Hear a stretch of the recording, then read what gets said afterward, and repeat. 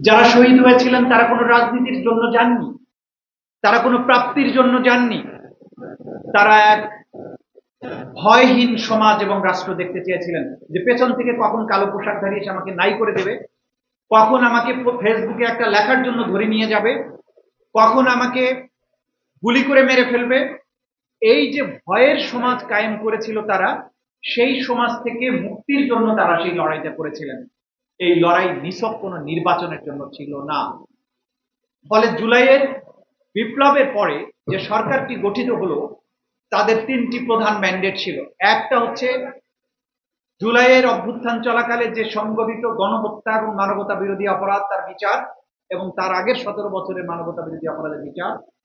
দ্বিতীয় ছিল পুরো রাষ্ট্র ব্যবস্থার একটা আমূল সংস্কার, এবং তৃতীয় ছিল সংস্কার বিচার, এবং আরেকটা ছিল যে নির্বাচন ব্যবস্থাটা ধ্বংস হয়ে গিয়েছিল বাংলাদেশ থেকে। দিনের ভোট রাতে আমি এবং ডামি নির্বাচন, সেই নির্বাচন ব্যবস্থাটাকে একটা বিশ্বাসযোগ্য জায়গায় ফিরিয়ে নিয়ে আসা।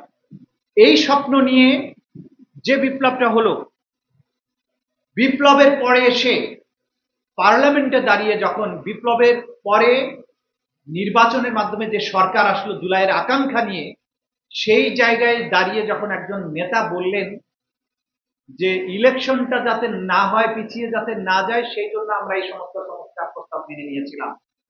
আমি মনে করি আগামী 1 শতাব্দী পর্যন্ত এই রাজনৈতিক প্রতারণার দায় বিএনপিকে বহন করতে হবে, খেসারত দিতে হবে। তারা যে ভুল করেছেন, যে ব্লান্ডার করেছেন, তারা এখন ক্ষমতায় আছেন, বুঝতে পারছেন না যে কত বড় ক্ষতি তারা নিজের এবং দেশের এবং দলের জন্য করেছে। আমি আশা করি এখনো বিএনপির শীর্ষস্থানীয় নেতারা এখানে আছেন, একজন আছেন, যে তারা শীঘ্রই এই আত্ম উপলব্ধিতে আসবেন যে তারা একটা ব্লান্ডার করেছেন, এবং সেই ব্লান্ডারের জায়গা থেকে তারা দলকে ফিরিয়ে আনবে। দেখুন, যে আকাঙ্ক্ষার ভিত্তিতে বিপ্লবটা হলো, অন্তর্বর্তী সরকার ঐক্যমত্য কমিশন সহ অনেকগুলো আইন করেছিলেন এই রাষ্ট্র ব্যবস্থাটাকে তার সঠিক ট্র্যাকে তোলার জন্য। প্রত্যেকটা আইন করার আগে এক্সটেন্সিভলি আলোচনা হয়েছে। যারা এই আইনগুলো বুঝেন, যারা স্টেক হোল্ডার, যারা বিশেষজ্ঞ, যারা সমালোচক, তাদেরকে নিয়ে এই অধ্যাদেশগুলো করা হয়েছিল। সেই অধ্যাদেশগুলো কি কারণে ল্যাপস করে দিলেন?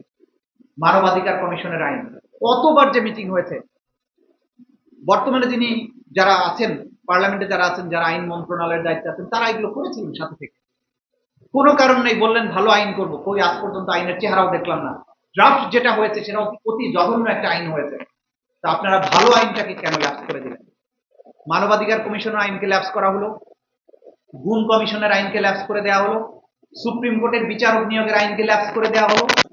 এটা হলো অর্থ ব্যবস্থা, ব্যাংক, টাকা পয়সা লুটপাট করে যে বিশ্বে বিভিন্ন দেশে পাচার করা হয়েছিল, সেগুলো রোধ করার জন্য, অর্থ ব্যবস্থাকে সঠিক লাইনে আনার জন্য এনবিআর সংক্রান্ত, বাংলাদেশ ব্যাংক সংক্রান্ত, ব্যাংক কোম্পানি সংক্রান্ত যে অ্যাক্টগুলো, অর্ডিন্যান্স গুলো করা হয়েছিল, সেগুলোকে কেন ল্যাপস করে দিলেন?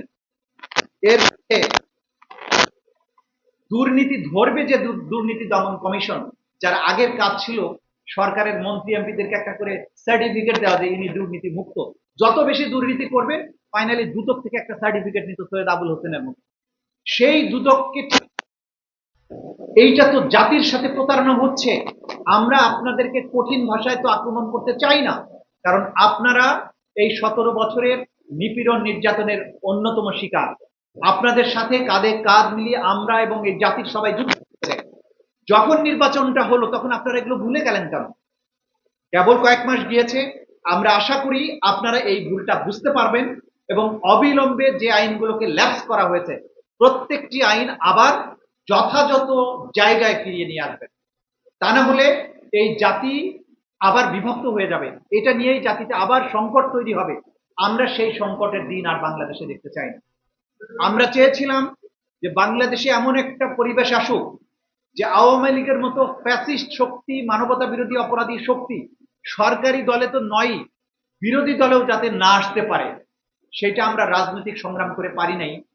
আমাদের জাবির ইব্রাহিমের মতো শিশুদের আত্মদানের বিনিময়ে কিন্তু বাংলাদেশে আজকে সেই পরিবেশ তৈরি হয়েছে। আজকে সরকারি দলে আওয়ামী লীগ নেই, বিরোধী দলেও আওয়ামী লীগ নেই। এটাই হচ্ছে আমাদের জুলাইয়ের অর্জন।